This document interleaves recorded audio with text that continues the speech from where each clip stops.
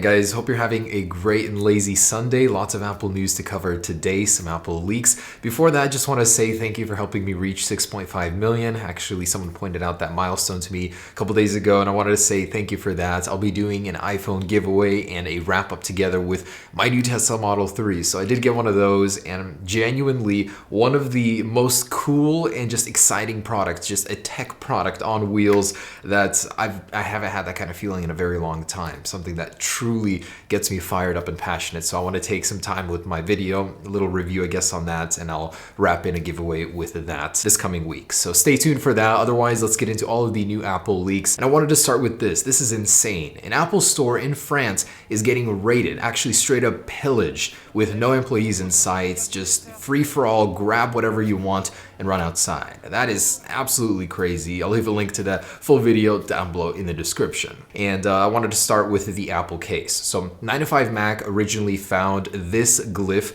in watchOS 5.1.2 Beta 2, and it depicts a new Apple Smart Battery case. So this is part of the widget that's actually displayed on your iPhone. It's a very tiny, low resolution image, but gives you an idea that yes, Apple is working on a new smart battery case for the new iPhone XS series or the iPhone 10. But then shortly after this, 9to5Mac obtained images of the actual case from the back, and we can tell a lot has changed from the design of the last generation on the iPhone 6s. And not only is the design different, it appears that there's 3 model numbers of this case, which you could assume would be for the iPhone XS, XR, and XS Max. So this would be the first time ever that Apple would offer this case in a larger size. It seems that they chilled a little bit on the design side and made it look a lot more normal. So it doesn't have this giant protrusion in the back. They smoothed off the edges, and as you can see, we built the design as closely as we could. We didn't get the runoff quite right, so obviously Apple's is going to look a lot more refined than this, but we're assuming it's going to come in several colors, and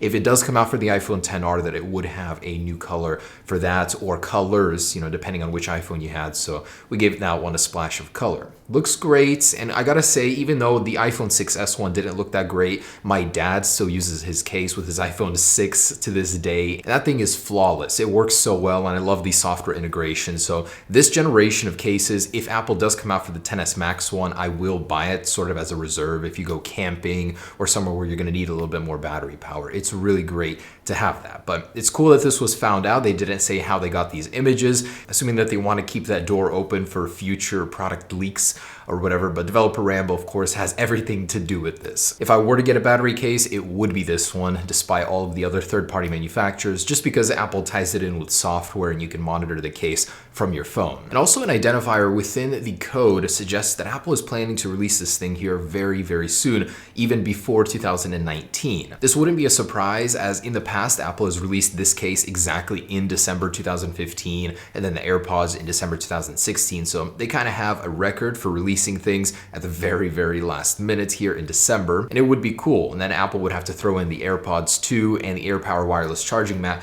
all together to make it work, and I'll talk about that here in a second. So this case is all cool and everything, but there's one big problem, and that's with the new iPhones. They have wireless charging. How are you going to charge your iPhone with this case on? Are you going to have to take it off every single time? Are you going to have to go back to wires and plug it in? So it would really inconvenience you in many ways. So that's where this patent comes into play. This has just been applied for, and it comes at a perfect moment where they need this technology. This depicts a way to get wireless charging on a case for Apple. So they would be able to put in a wireless charging mat at the bottom of a case, and I'm assuming that it would be this battery case. So that way they can fix the problem of not having to sacrifice wireless charging, still having that feature, but also having the added ability to get all that extra battery life. And I'm assuming they'd combine these technologies together. No one has put these pieces together, but it just makes sense. So these new cases could be the first ever from Apple that have wireless charging. And while there's still no word on AirPower, a new patent application actually shows a lot of technologies, the intricate details of how they work. And wow, AirPower just seems to be getting more and more complex. It really puts it into scope how they'd have so much difficulty releasing this thing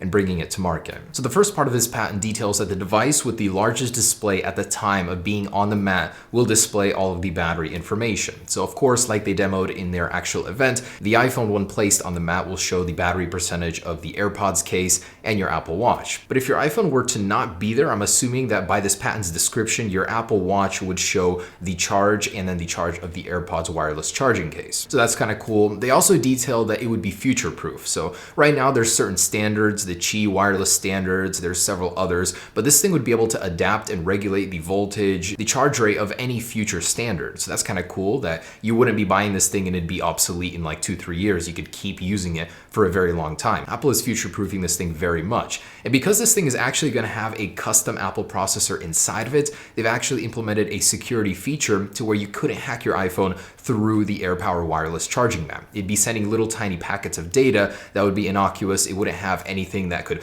possibly infiltrate the iPhone. It'd just be sending data about the charge rate, how much percentage your iPhone has, stuff like that. So kind of cool that Apple is future-proofing that as well. The AirPower wireless charging map might even get updates over time. So all around, this thing is incredibly complex. You can kind of understand why it would take Apple so long to release it, but it's honestly getting ridiculous at this point. It has been so long since announcement. And as far as we know about the release date on this bad boy, Ming-Chi Kuo last said that it would be releasing at the end of 2018 or early 2019. And that exactly coincides with the AirPods 2 rumored release date, also late 2018 or early 2019. So I'm assuming Apple would release all of these in a package deal alongside with the new battery case with the wireless charging, which would also work on the AirPower mat. So it's very possible that Apple could make this work by the end of 2018. They have a couple weeks to play with here, especially if they want to cash in on the holiday sales. By the way, Best Buy has just reported that AirPods have been their best sellers for 2 months in a row now. You can definitely see that Apple would want to cash in on this holiday surge of Apple products,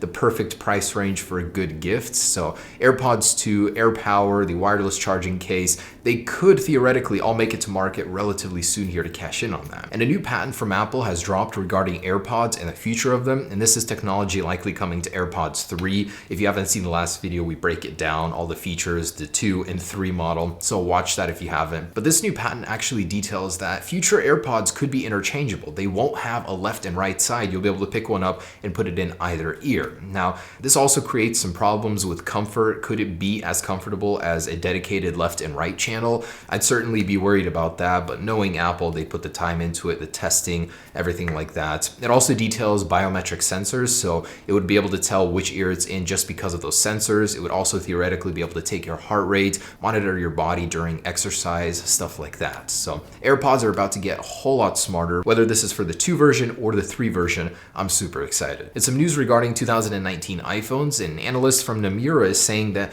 2019 iPhones will have no major redesign. That's a bit disappointing because I was hoping that this year Apple would actually convert the design to that similar of the iPad Pro. It just seems like where they're going back to that blocky design. Unfortunately, that won't be the case here. It'll basically be the same layout, same iPhones as this year's iPhones. And that certainly will not help them sell any more iPhones. They've been doing so bad lately with the iPhones that they actually had to change the marketing slogan for the iPhone XR 3 times within the last couple of months. Now they're basically promoting a $449 deal with a trade-in. It's a little deceptive. You know, most people will be going in thinking it costs that much, but you have to trade in an iPhone 7 Plus or above to get that credit. It really puts into perspective here that Apple is not selling as many of these phones as they wanted to. The news articles left and right are all doom and gloom regarding Apple. Their stock prices keep sliding. Even the iPhone XS is getting the same treatment now with a $699 promotion price tag. Again, with that trade-in. You're not going to get that price just by going and buying the iPhone. It's not an actual promotion unless you have an iPhone 7 Plus or above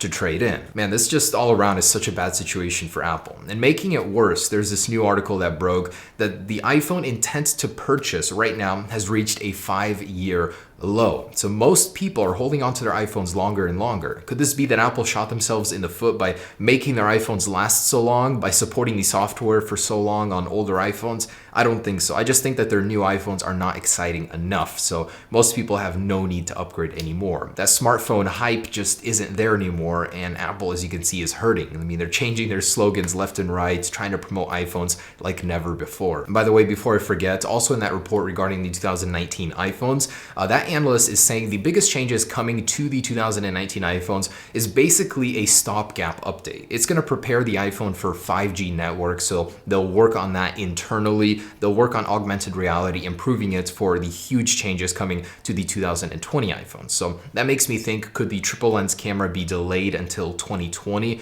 where we're actually going to see some big physical changes to the iPhone? Either way, it's not looking good for this year's iPhone. Not very exciting after all. And I also thought this was funny. The Monterey Bay Aquarium actually pointed out that Apple's squid is anatomically wrong. The siphon is supposed to be on the opposite side of where it's placed currently on the squid, so a hot fix could be incoming here very soon. Apple takes their emojis very seriously. And next week, iOS 12.2 Beta 1, there's a very high possibility of that dropping. Apple never usually stops working on future firmware releases, so I'm excited about that. What sort of fixes do you guys think will be included? All right, guys, thanks for watching. For all the people asking me to review the Model 3, trust me, I will. I'm so excited to do that. It has truly ignited the passion for tech in me again, and wow. So I'm going to do that next week, and the iPhone giveaway, I'll roll that into one. Stay tuned for that, guys. Hope you enjoyed the video.